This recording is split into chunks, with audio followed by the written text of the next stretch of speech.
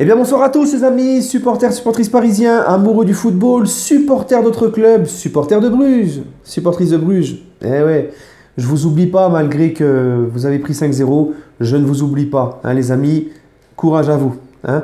Si vous voulez, je vous donne ma recette après une telle débâcle en Ligue des Champions, pour s'en remettre, hein. Bon, nous c'est en 8e en général.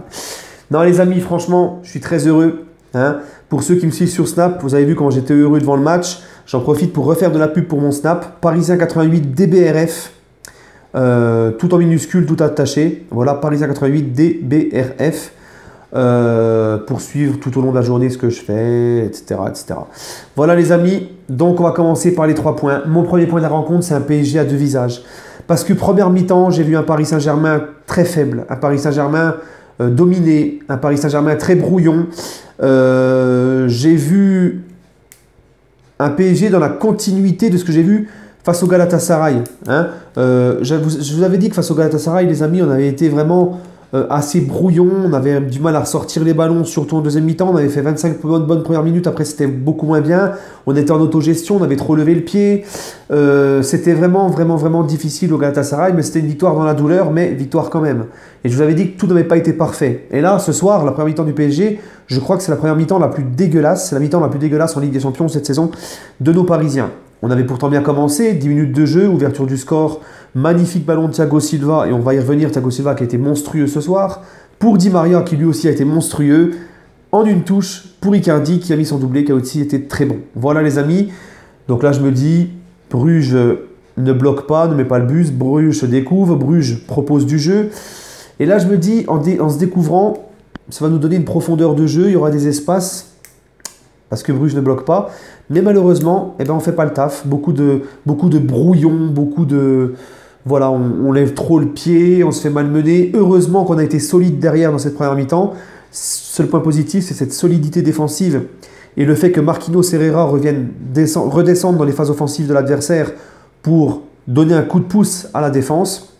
Mais sinon, dans le jeu et tout, avec un Verratti qui ne se rend pas trop disponible, un Verratti un peu en dessous dans cette première mi-temps. Et alors Choupeau, les amis, Choupeau c'est bien mignon, c'est bien gentil en Ligue 1, mais Choupeau en Ligue des Champions titulaire c'est trop juste, trop lent, très peu technique, il n'a rien proposé, pas assez, n'est pas assez, comment dire, comment on dit, je perds mes mots, c'est pas grave, on va pas rester longtemps sur le mot, c'est pas grave les amis, mais un Choupeau en manque d'inspiration, voilà. Vraiment le point faible du PSG, c'était vraiment ce Choupo-Moting devant. À la mi-temps, j'étais inquiet, je me dis si on ne change pas les intentions, ça va mal aller pour nous les amis. Mais c'était sans compter les gars sur une deuxième mi-temps où on revient avec d'autres intentions et surtout, ce qui a changé les gars, c'est mon deuxième point, c'est lui. Mbappé revient de blessure, il faisait la gueule en étant sur le banc, je le comprends. Parce que ça fait un petit bout de temps qu'il a repris, il avait fait une bonne rentrée face à Nice, ça a l'air d'aller. Et moi j'ai dit, mais Tuchel, qu'est-ce qu'il nous fait chier avec son Choupo? Pourquoi il ne met pas Mbappé? Et au pire des cas, s'il ne veut pas prendre vraiment de risque et qu'Mbappé veut le faire rentrer à la fin, enfin en deuxième mi-temps ou quoi, mais Sarabia sur un côté. Parce que Choupo, franchement, c'est vraiment faible, les gars. Hein. Et donc du coup, Mbappé qui rentre et ça change tout. On retrouve une profondeur de jeu, de la percussion devant, du jeu en une touche, du jeu rapide vers l'avant, les combinaisons avec Di Maria, machin, ça a complètement déstabilisé la défense de Bruges. Et c'est ce qui donne justement ce PSG à deux visages. Deuxième mi-temps, c'est le jour et la nuit.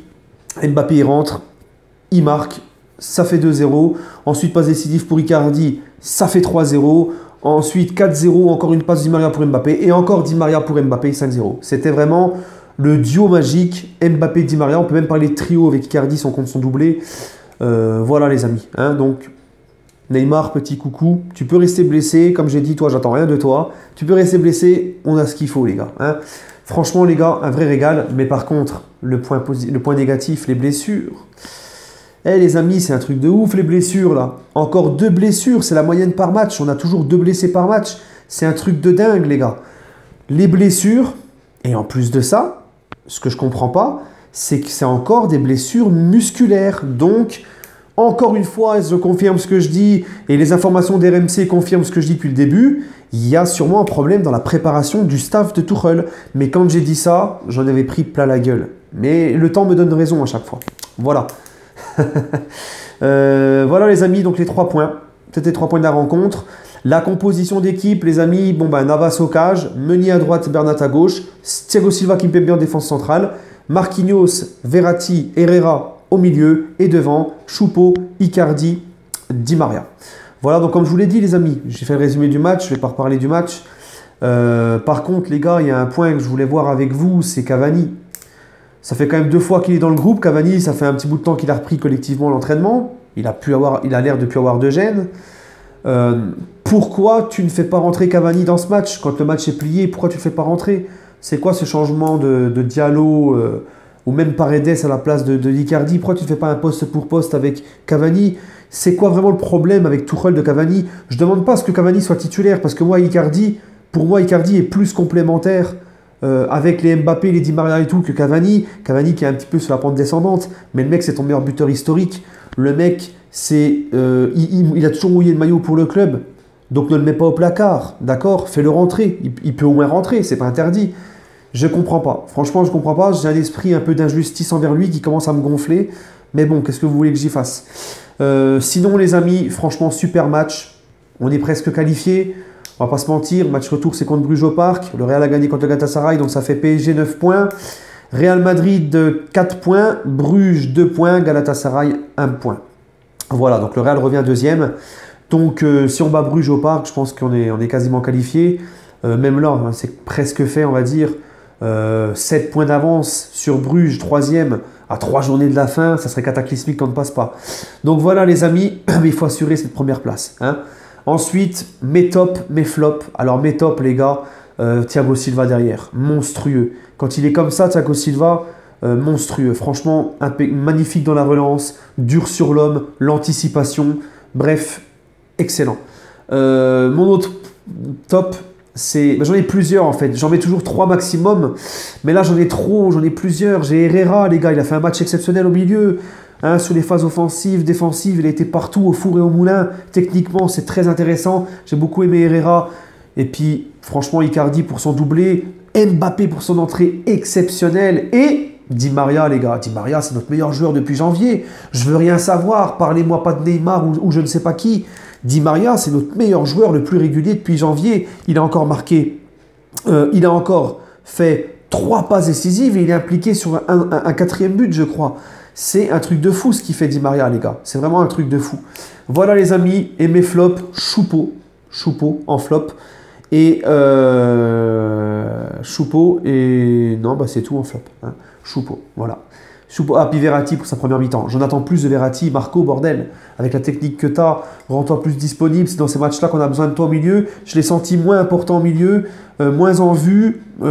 Il se rendait moins disponible, moins décisif dans la rotation. La cohésion entre le milieu et l'attaque, j'ai trouvé moins important. Voilà, donc mes 2 flops, Verratti et, comment il s'appelle, Choupo.